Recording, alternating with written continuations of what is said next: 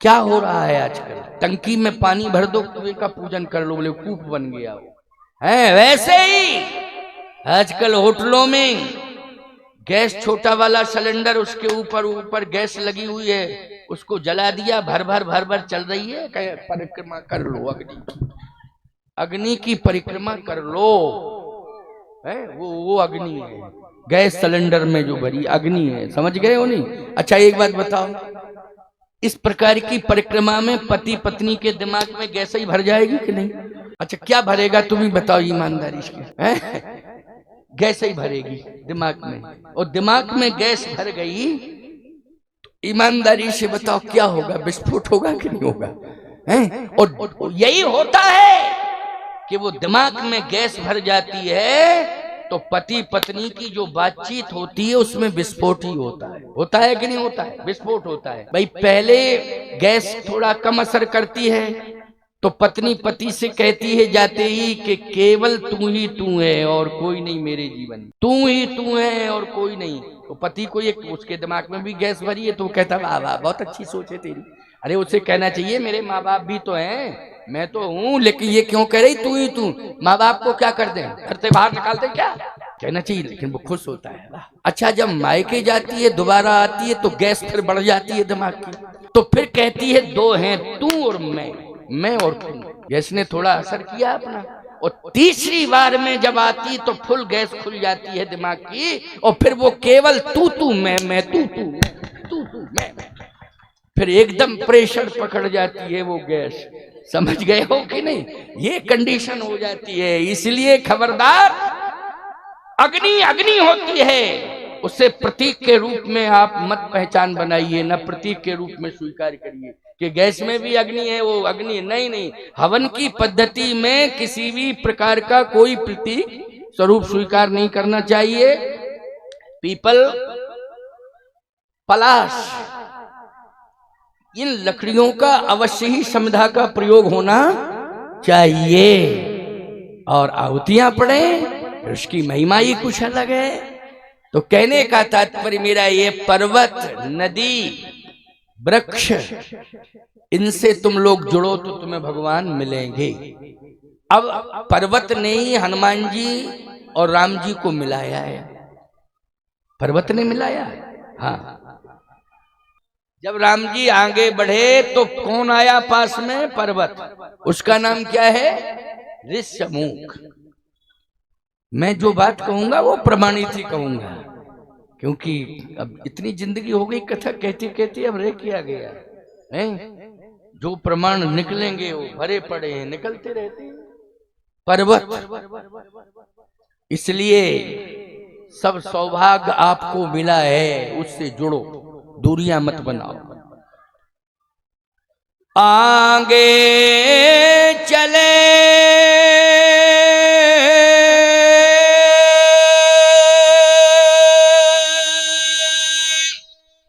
बहुर रघुराया,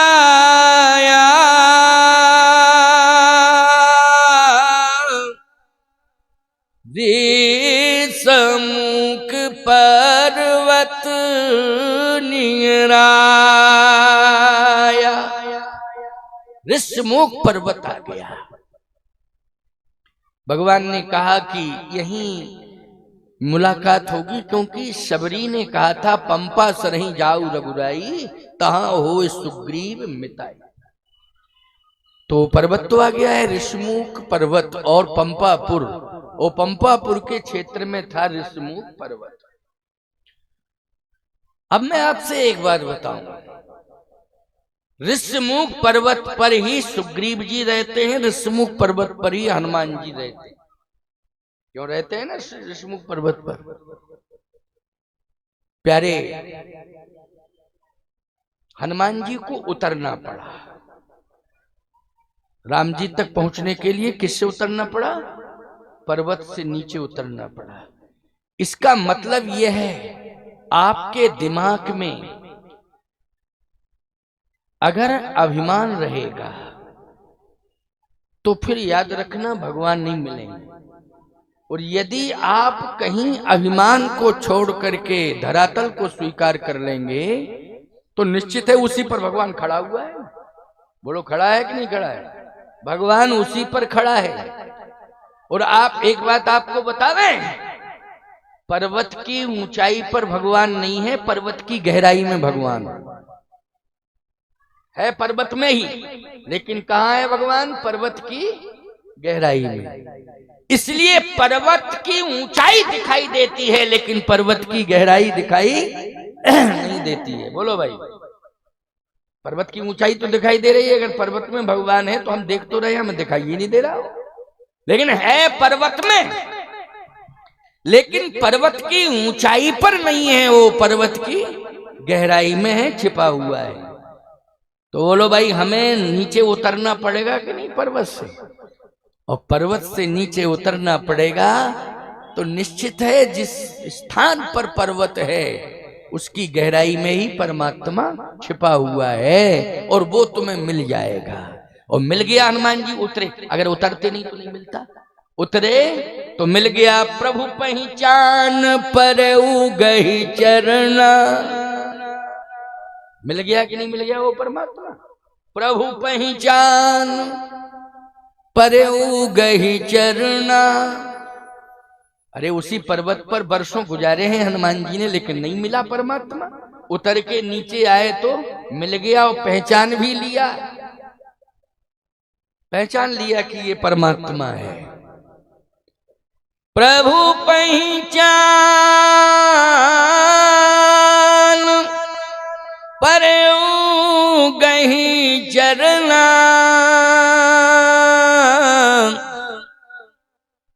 सो सुख उमा जाहे नहीं बरना। इस सुख का वर्णन नहीं किया जा सकता है। जब पहचान की हनुमान जी ने प्रभु राम की, तो इतना सुख मिला कि उसका वर्णन नहीं किया जा सकता है।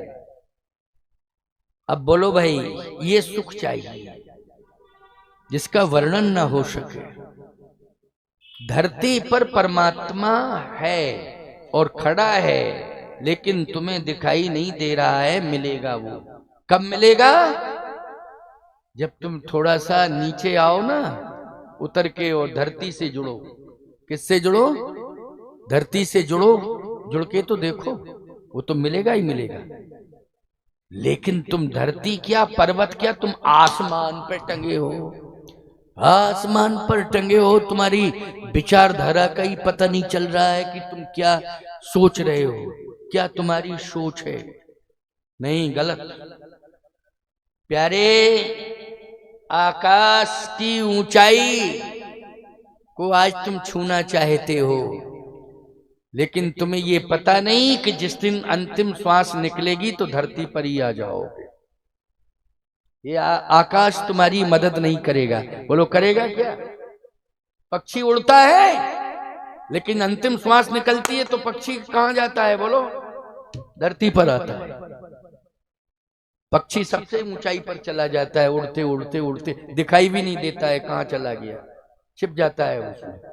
लेकिन जब उसकी अंतिम श्वास निकलती है तो पक्षी फिर कहां आ जाता है? बोलो, धरती पर आ जाता है। इस मिट्टी से तुम कितनी दूरियां बना के चलोगे, कितना बचोगे? आखिर तुम्हें मिट्टी में ही मिलना पड़ेगा। और याद रखना, चाहे जैसी तुम्हारी काया हो, चाहे तुम्हारे घर में कुंटलों सोना भरा पड़ा हो, और तुम सोने का वस्त्र धारण कर लेते हो जिसमें सोना ही सोना जड़ा हुआ है। कपड़े के ऊपर सोना जड़ जाता है ना, ऐसे ऐसे वस्त्र आते, पहन लेना। लेकिन अंतिम श्वास निकलेगी तो धरती पर आओगे और वो सोना दिखाई नहीं देगा।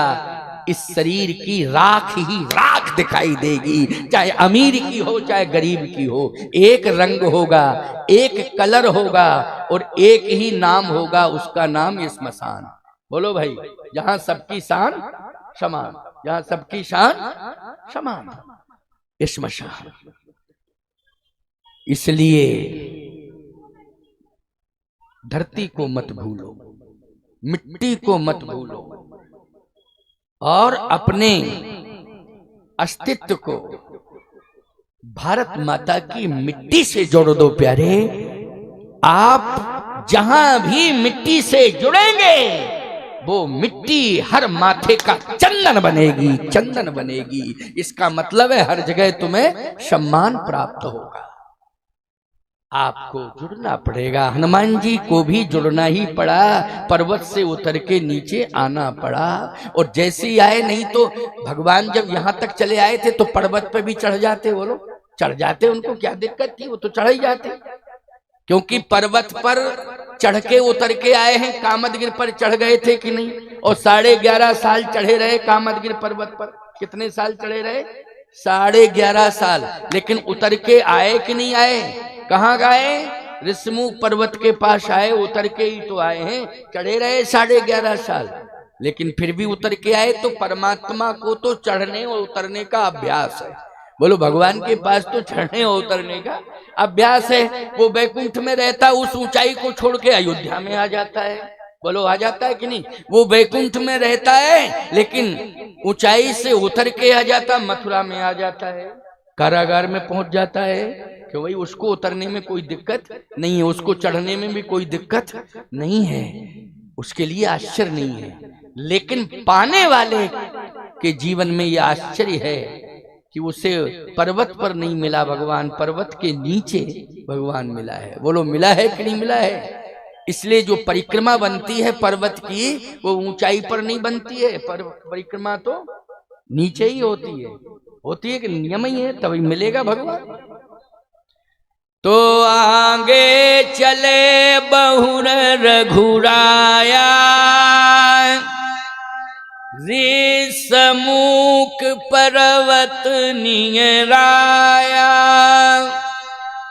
तह रह सचिव सहित सुग्रीवा, आवत देख अतुल बल सीवा, अति सभीत कहा सुनि हनुमाना,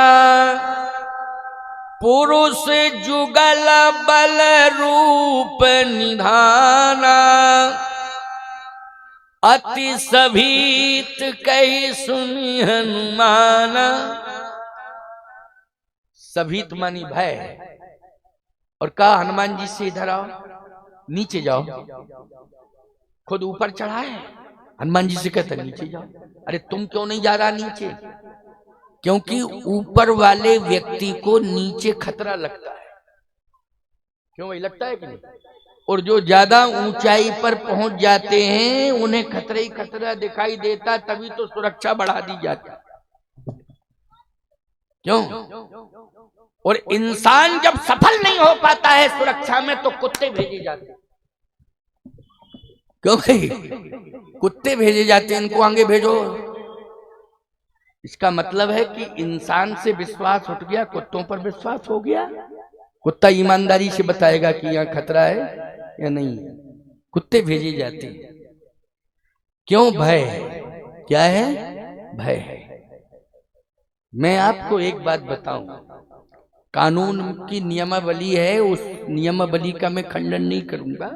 जो जैसा नियम है चलता रहे, हमें क्या मतलब है। लेकिन ये बात बिल्कुल सत्य है कि जो व्यक्ति अभिमान की ऊंचाइयों से नीचे आ जाएगा, धरातल पर उतर कर नीचे आ जाएगा, उसे एक दिन परमात्मा भी मिल जाएगा और काल के भय के बंधन से भी वो मुक्त हो जाएगा। काल का बंधन भी उसे भयभीत नहीं कर पाएगा। ये बिल्कुल सत्य है। काल से ही तो लोग डरते। मौत का मतलब क्या है? काल। काल के बंधन से वो मुक्त हो जाता है। जो भय बांध के रखा हुआ है काल ने, वो भय समाप्त हो जाता है। इसलिए मैं कहना चाहता हूं कि एक दिन मरना तो पड़ेगा ही पड़ेगा, लेकिन भय मुक्त हो जाओ।